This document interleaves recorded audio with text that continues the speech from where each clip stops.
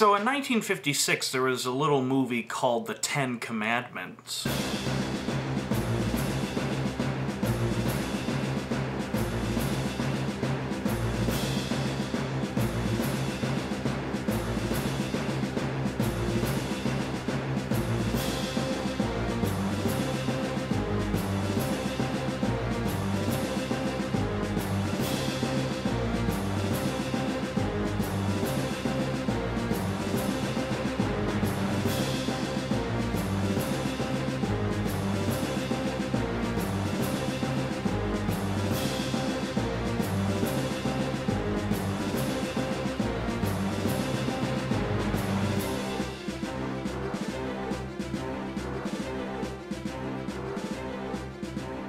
Hello YouTube, it is Adam Noyce from Adam Noyce, and welcome to another epic film review. Today we're going to be talking about a film directed by Hiroshi Inagaki. This film I have been wanting to see, quite frankly, for a very long time. I mean, I'm kind of interested in Hiroshi Inagaki. I mean, I saw his Samurai trilogy starring Toshiro Mifune, and I was absolutely blown away by him. I think all three were extremely great, especially the first one. I mean, the first one wound up actually winning the Academy Award for Best Foreign Language Film. But they were really good. And unfortunately, I haven't seen anything else by the man until now. I mean, there's another film that he's made. There's actually several films that he's made, but a lot of them haven't been released truly here in the West, including the movie that I'm about to talk about now. Luckily, somebody uploaded it online and I was able to watch it subtitled, and decently subtitled too, which was key.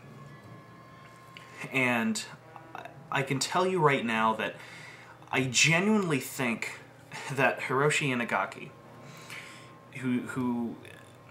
Hiroshi Inagaki, I honestly can call, or I think deserves the title, the David Lean of Japan. Now, who is David Lean? David Lean was a man who directed epics. That's what he directed. That's what he made. David Lean directed, well, let's name his big uns. Bridge on the River Kwai was first. Then he made Lawrence of Arabia. And then he made Dr. Zhivago. Those are usually the three films that he's made that people talk about a lot. My favorite one being Dr. Zhivago. And those are, without a shadow of a doubt, epics. They defined epic. They're huge. Each one of those films are big. They're gigantic. And that's all I can really say about this movie, too. This movie is gigantic. Yes, we're talking about The Three Treasures. This movie, The Three Treasures, aka The Birth of Japan, is humongous. In fact, I don't think there was a movie this big made in Japan until Akira Kurosawa's Ran, made in 1985, and this film was made in 1959, just to kind of set the stage. I mean, there's thousands of extras in some scenes. The sets are gorgeous. And the visual effects are huge. They're extremely elaborate. And of course they're done by Eiji Tsuburaya. It was actually the visual effects that kind of piqued my interest in it, because there's a great picture of Eiji Tsuburaya kind of directing the Orochi, the eight-headed dragon puppet, which I'll get into that scene probably a little later, which I thought was pretty good. And that always captured my interest, is that picture, and it's my favorite picture with him in it. And so I was like, oh, what's that from? Oh, it's from this. Okay. And then I found out that my favorite film composer of all time, Akira Ifukube, who did music for classic films such as the original Godzilla, actually the vast majority of, I think he's overall done more, I think he has done more Godzilla scores than any other composer out there. But anyways, I digress.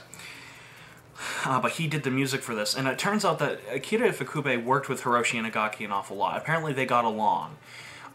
They worked together on a lot of their projects, not the Samurai trilogy, but other films, such as the one that I really want to see after this, but I can't seem to find it anywhere, or a decent copy anywhere, because the DVD released in the United States here was released in the 1990s, and it sucks ass, but that is Chushingura, which is 47 Ronin, and again has a huge all-star cast. But they worked together on that.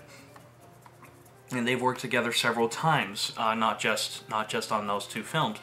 But anyways, back to Hiroshi Inagaki and why I think he's a David Lean of Japan. First off, not only are his films just humongous, and I've already said that, and this film is no exception, but man, does this movie have an all-star cast.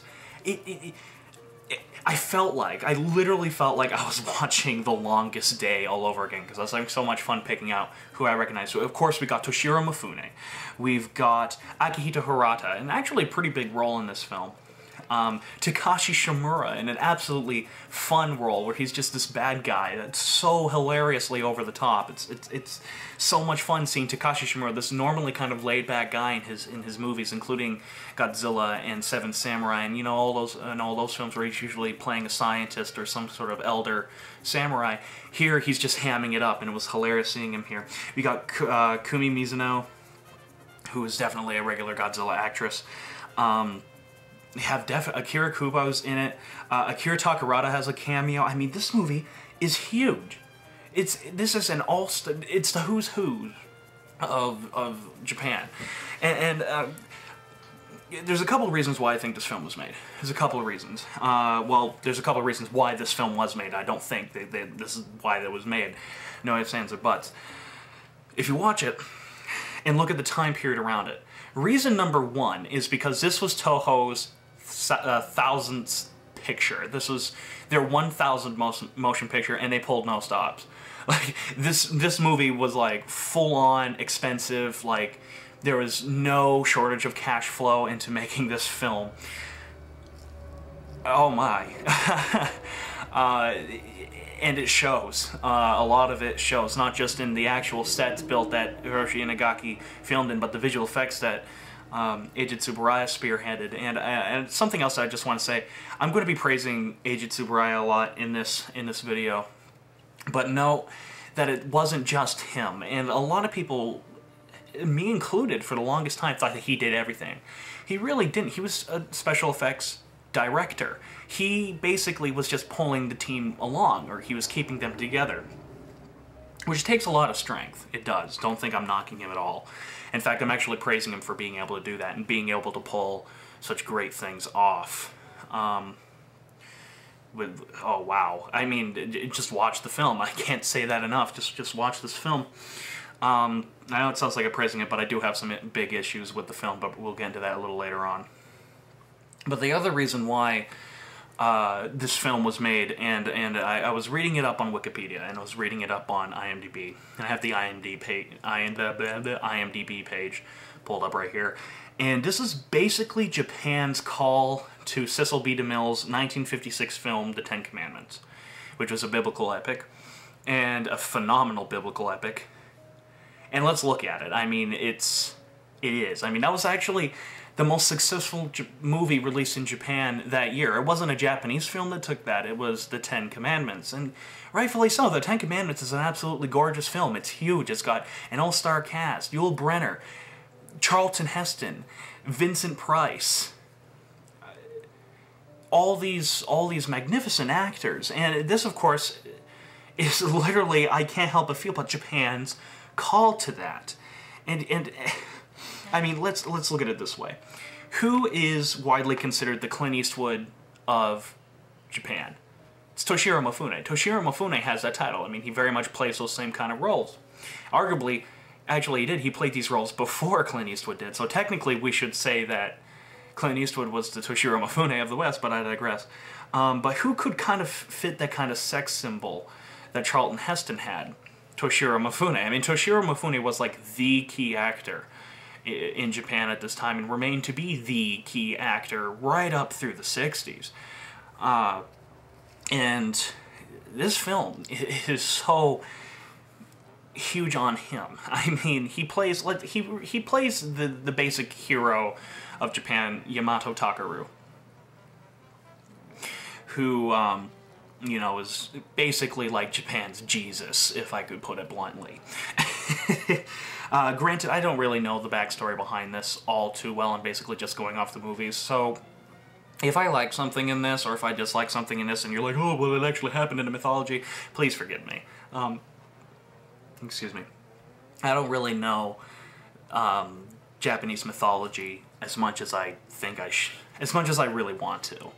But I'm just basing this off the movie the movie itself. But anyways, Toshiro Mifune in this film, first off, there isn't really a bad Toshiro Mifune out there. A bad Toshiro Mifune film out there. Seriously, like, he's just a really good actor. Even that piece of crap movie where he played with Charles Bronson, that Western movie, which is pretty bad, he made it worth it just because it was awesome seeing Toshiro Mifune and another Western actor, Charles Bronson, just kicking ass. But this is really good. And what I like about him was that this is before he started getting, like, really old. This was before, because it's like age hit him in, like, a year. Because after this point, you can tell he was getting much older. And here, what was great was that his facial expressions, very much so. Once again, I have no notes for this. I just finished watching the movie, and I'm talking about it, and that's what's going on. What I like about him, and what really kind of sold me that he did good in this film, and he does an absolutely great job in this film. In fact, I think he's truly the saving grace of this film, overall. Is that his face captures the experienced warrior that he is, but yet his eyes capture the boyishness of him. For example, there are scenes where, like, his dad hates his guts, basically. His dad has sent him out to go on all these suicide missions, and he keeps coming back, hence why he's called Yamato Takaru, which means the bravest of Yamato, which is where he came from, Yamato. And his father, who is the emperor, keeps sending him out on these suicide missions, and as I said, he keeps coming back, and he's devastated when he finds out that his dad is doing this, when he finally connects the dots, and he's devastated. He cries, he breaks down like a little boy. Granted, I don't know how old really Yamato Takaru was in this time period, so please forgive me about that. But he just breaks down and cries, and, you know, it takes his aunt to basically slap him up and say, "Be a man." And I couldn't help but laugh at that, because normally I would think that somebody of his stature would very much be calm and collected. And he's not. He's not. He very much so is a boy. He has these emotions. He goes through high highs and low lows. There's no real in-between with Toshiro Mifune's character, which I found a little interesting, and I think Toshiro Mifune pulled that off extremely well. And something else that I really like about Yamato Takaru is I'm always rooting for the underdog. Always have and always will. And he's definitely the underdog.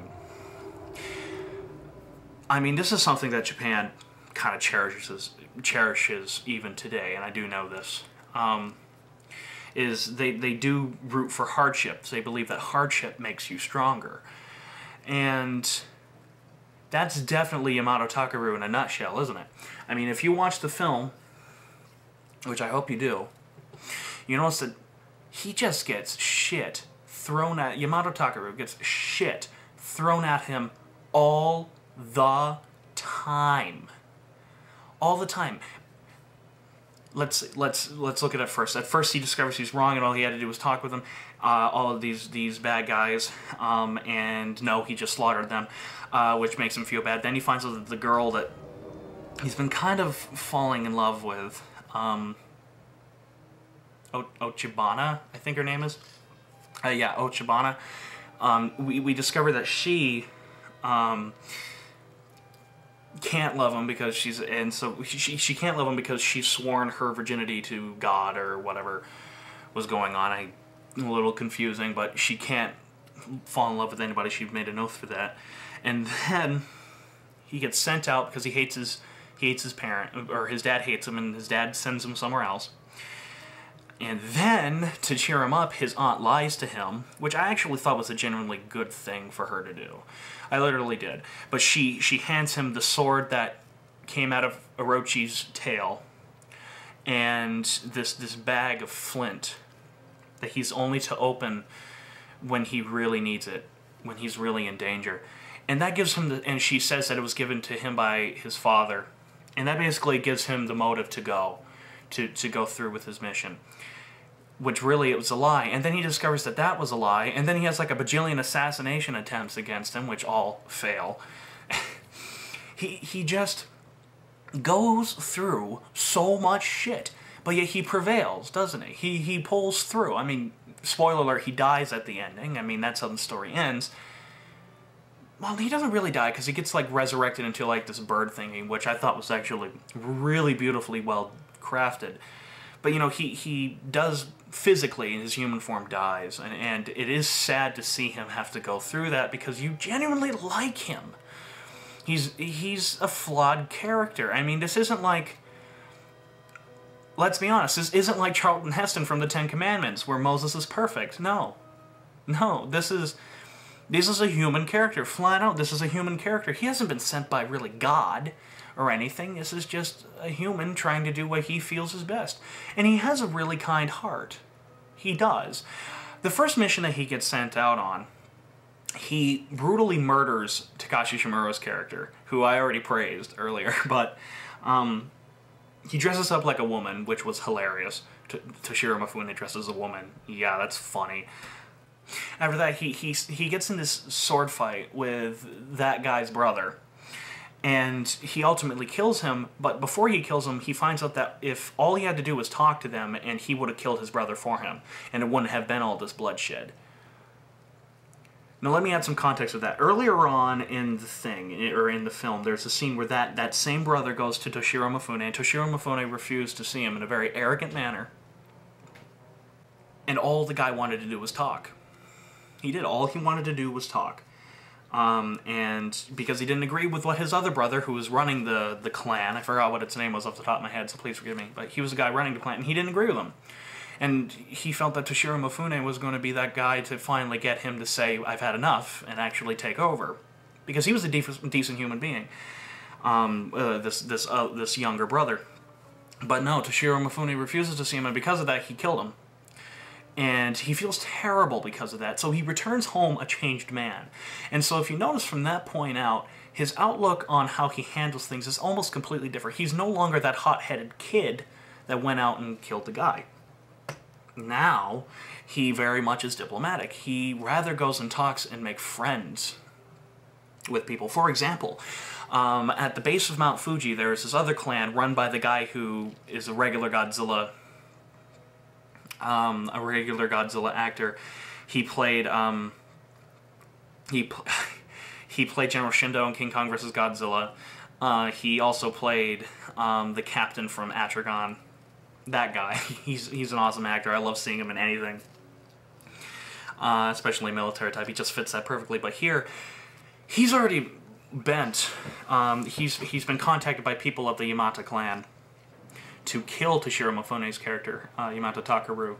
And even though Yamata Takaru can see some hostility, what I like, personally, again, these are all just my opinions, what I really like, fucking ladybug, is Toshiro Mifune tries to talk to him, and it actually thinks it works until, you know, he lays a trap and everyone dies at the end. Well, not really, but you know what I'm talking about.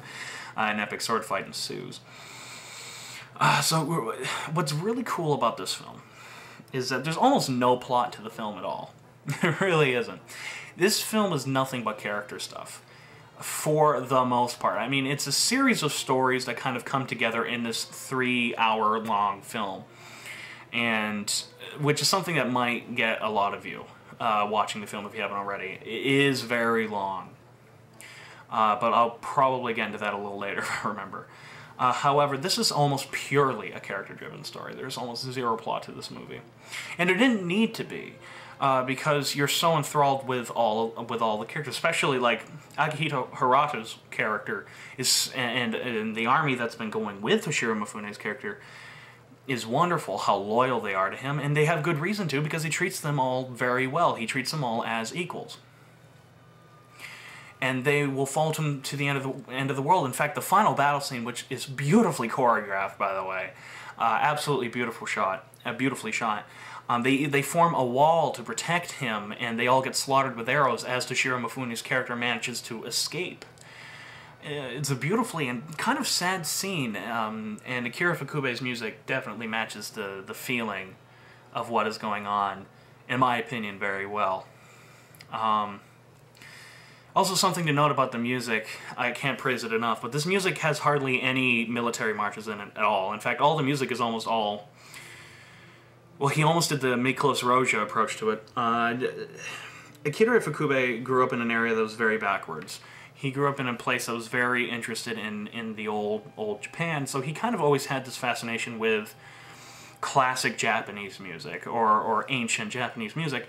And he comes out and soars. He soars here with this music because, like what Miklos Rozsa did with films such as Quo Vadis and Ben-Hur, which he used a lot of instruments that were from the time period. He used actual music from that time period and made his own score with it.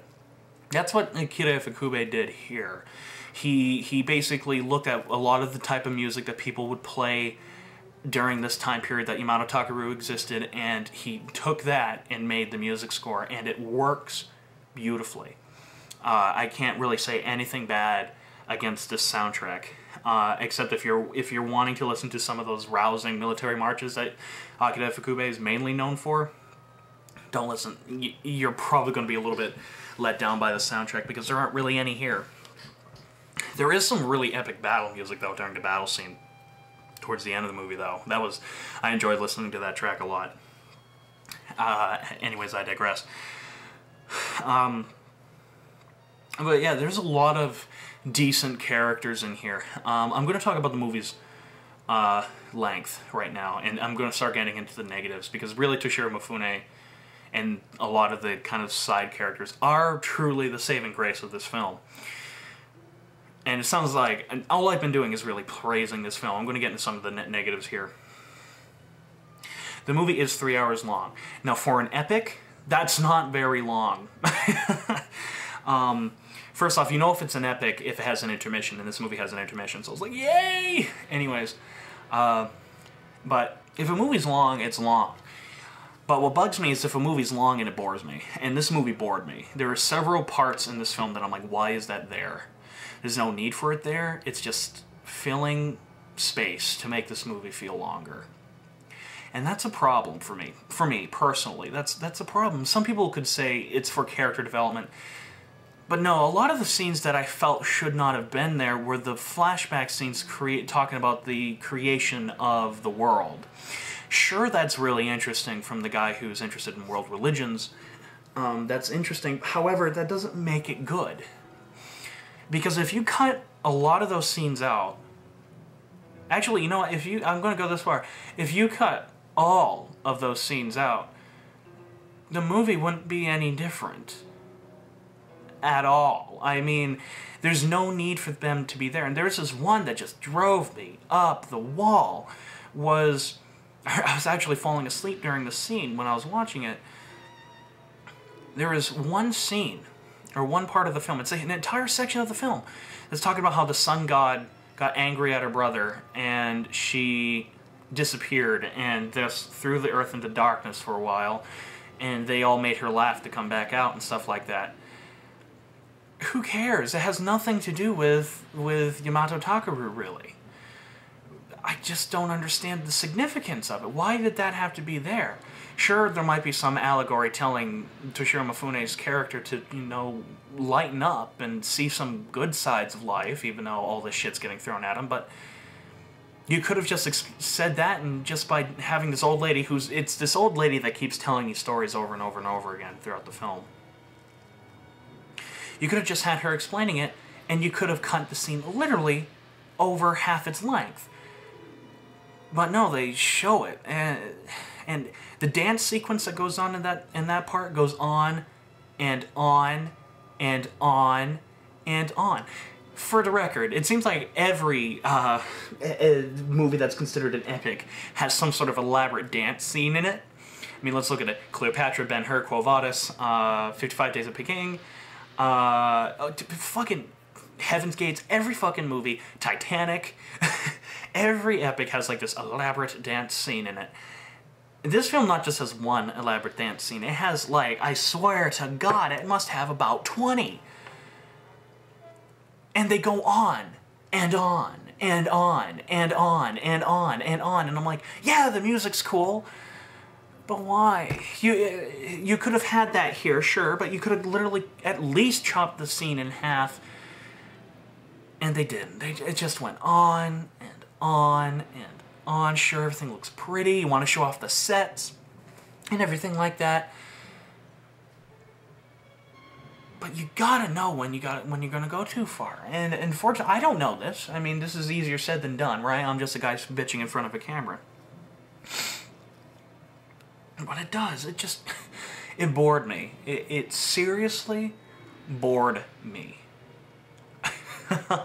I mean, there are also some of the parts of the film where I'm like, yeah, oh my god, I'm like glued to the screen, especially like the final... the last hour of the film is great.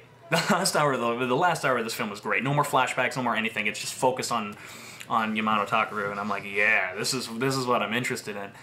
But man, those first 2 hours has some very shaky moments in it, and that does include the scene with Orochi, because Orochi's only in it for one scene, and which is so funny because the trailers, which always piqued my interest, the trailer showed it as like Orochi was this huge part of the film. No, he's not. He's only in one scene, and none of the main characters are in that scene.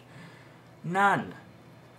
Which I have to ask why it's there. And the reason why that scene is there was because they wanted to explain what the sword that Yamato Takaru is using came from, which they explain is it came out of the tail of Orochi.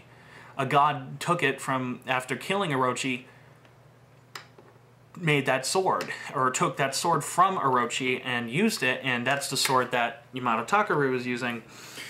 That's fine. You could have left it at that, and I would have been like, yeah, hell yeah, that sounds badass. You didn't need to show it. I mean, that would have been a great case, in my opinion. And again, please remember that these are all just my opinions. You can agree or disagree with me all you want. And if you do disagree, leave a comment. I'd love to understand why. I'd like to hear another point of view. Anyways, back to what I was saying. It would have been a great example of less is more. That just sounds badass. You didn't need to show it, and I really wish they didn't show it, because I'm sorry, as awesome as a lot of the visual effects in this film are, especially the ending volcano eruption scene, my god, it's beautiful.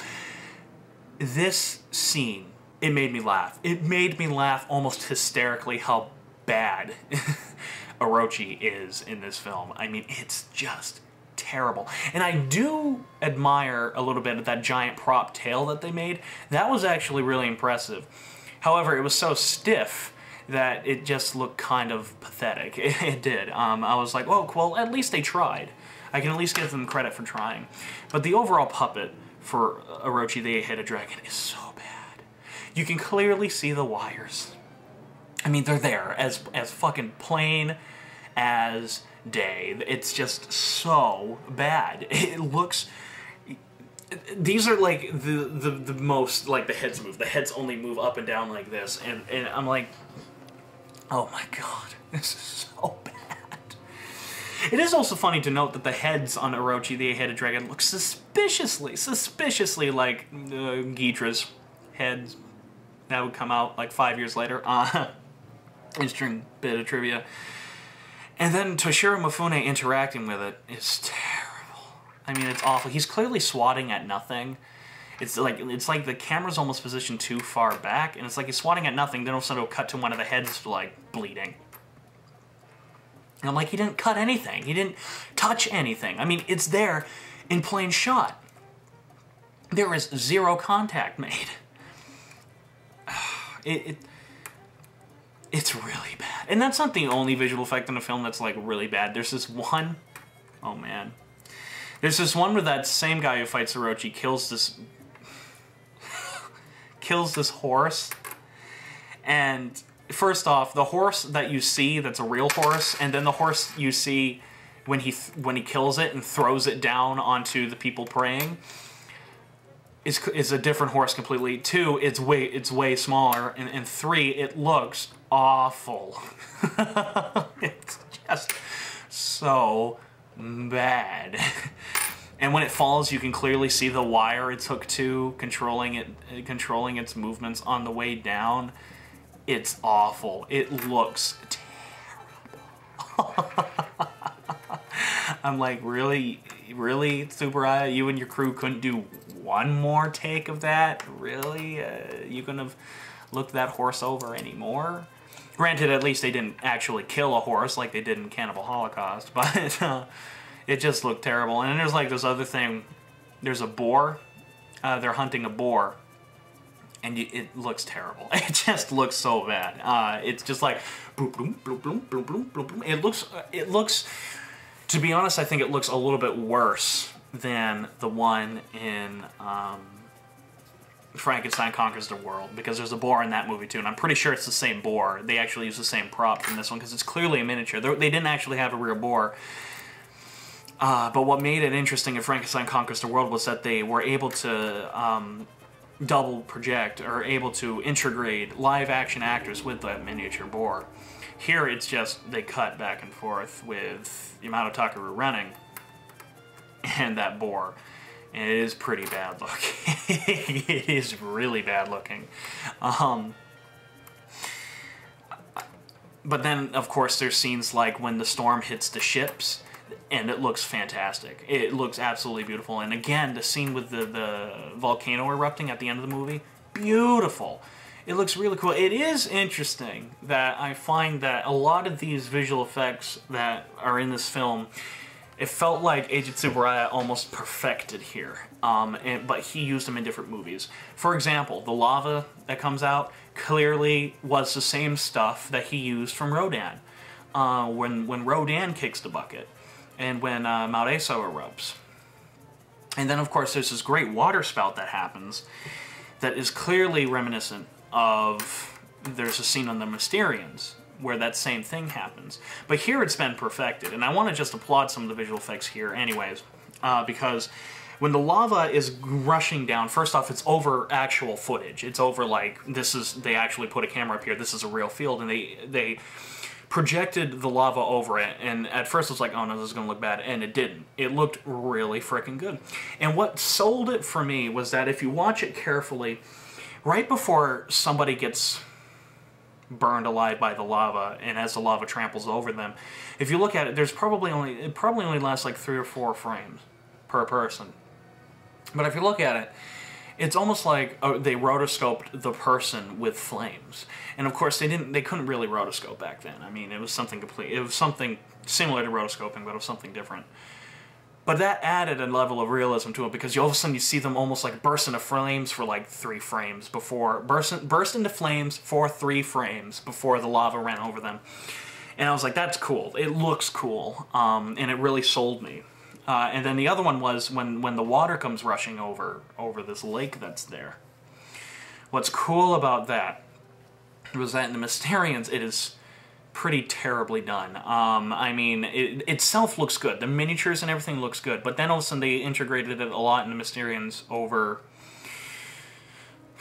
the city, over it running over a real live city, and it looked pretty bad. I mean, I applaud Eiji Tsuburaya for Eiji Tsuburaya and his crew for being very experimental with that film, because it's like this film, the Mysterian, like the Three Treasures, the Mysterians is a pretty big epic, an epic of sci-fi, science fiction, I should say. But here it's like he perfected it here in the Three Treasures. I mean, it looks really good. The only thing that I could really complain about that, and this is nitpicking, is that the water looks unnaturally blue. But it looked way worse in the Mysterians. So yeah, this is a very... I heavily enjoyed the movie, and I was very glad I saw it. This movie was remade in 1994 in a movie called Hirochi the Eight-Headed Dragon. And my friend on Facebook, Andrew Blyce, so what I'm about to say completely goes to him. Andrew Blyce said, after he watched it today as well for the first time, so and he said, comparing Orochi the Eight-Headed Dragon to... Comparing the Three Treasures, aka The Birth of Japan, to Orochi the Eight-Headed Dragon is like comparing the Ten Commandments with the animated film Prince of Egypt. And I can't help but agree with that. I mean, I haven't seen Orochi the Eight-Headed Dragon in full, nor do I, to be honest, really have an interest seeing it. But it looks very flashy compared to this. In fact, When we were talking about this film on SOS, on the Sons of Serizawa podcast, my friend Bill said he wouldn't watch it because he's not really into these kind of fantasy films. Or these magic, voodoo kind of films, as he put it. And what's funny is that that's Orochi the eight-headed dragon, without a doubt. It's all magic. This film has hardly any magic in it at all. It's actually a very grounded... Again, there's some big exceptions, but it's very, for the most part, grounded in reality. It is. It's just about Yamato Takeru being Yamato Takeru. It's about him just going around and doing what he does. It is very, of course, there are some great elements of fantasy, but again, if you cut out those stupid, pointless scenes explaining Japan's backstory or explaining the birth of Japan and all the god stuff, yeah, it really would. Other than that scene at the ending where Yamato turns into a bird and leads the survivors to a new country, which is the birth of Japan, there wouldn't have been like really any magic in the film at all. So I give it props for that. It wasn't what I was expecting. So I give this movie, I'd give it 3 out of 4. I mean, what I liked, I really liked, and of course I'm always biased towards Epic, so please take that rating with a grain of salt. But I was bored. That was the key thing that really kept me from giving it at least a 3.5 out of 4, was that I was bored. And so I'm giving it a 3 out of 4. I did enjoy watching it. Toshiro Mifune's performance is absolutely beautiful. And if you're a fan of any Japanese cinema at all, it is fun trying to see who's who. That's what's great. Now, if only I can get my hands on Chushingura. But anyways, do subscribe to the Godzilla Saga official YouTube page for up-to-date information. Like the Godzilla Saga on Facebook, like AIM Productions on Facebook. Check out my new show called Creature Feature Double Feature Podcast, where me and a guest sit back and watch 2 terrible science fiction movies back-to-back and just shoot the shit while we're watching it. And do stay tuned for more reviews. So this is Adam Noyce from Adam Noyce saying, sayonara.